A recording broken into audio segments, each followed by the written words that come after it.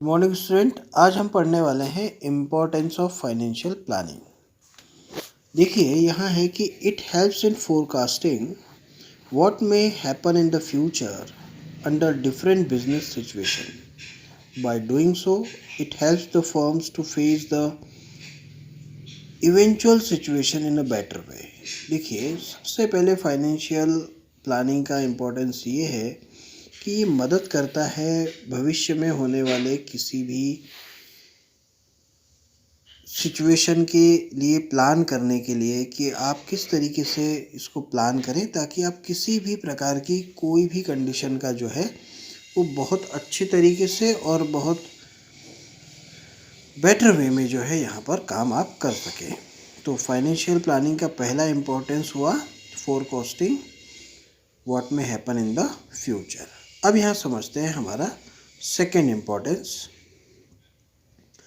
It helps in avoiding business shocks and surprises and helps the company in preparing for the future।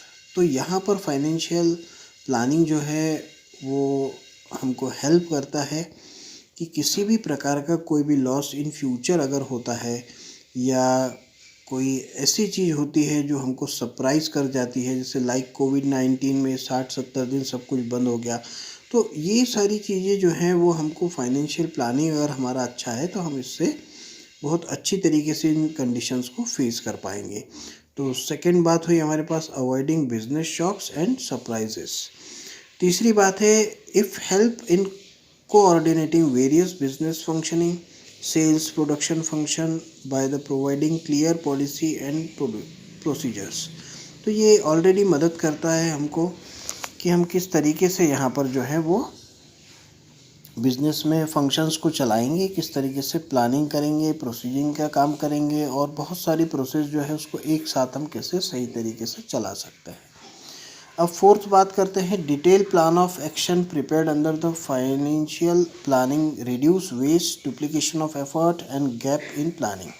तो देखिए financial planning करने से जो है वो हम वेस्टेज को रोक सकते हैं, डुप्लीकेट यानी बार बार किए जाने वाले एक ही प्रकार के एफर्ट्स को रोक सकते हैं और अगर प्लानिंग में कोई गैप्स है तो उसको भी हम पूरा कर सकते हैं।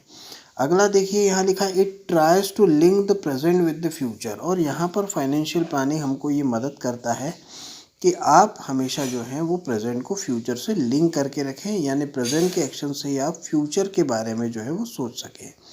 It provides a link between investment and financial decision on a continuous basis. और ये हमको मदद करता है कि हम तालमेल बिठा सके फाइनेंशियल डिसीजंस का और इन्वेस्टमेंट का। तो इन्वेस्टमेंट के साथ हम जो भी फाइनेंशियल डिसीजन लेने वाले हैं और वो अगर एक दूसरे से ठीक तालमेल नहीं बिठाते हैं तो या तो हमारा इन्वेस्टमेंट में पैसा जो है वो जाम हो जाएगा या तो फाइनेंशियल डिसीजन जो हम लेंगे वो गलत हो जाएंगे।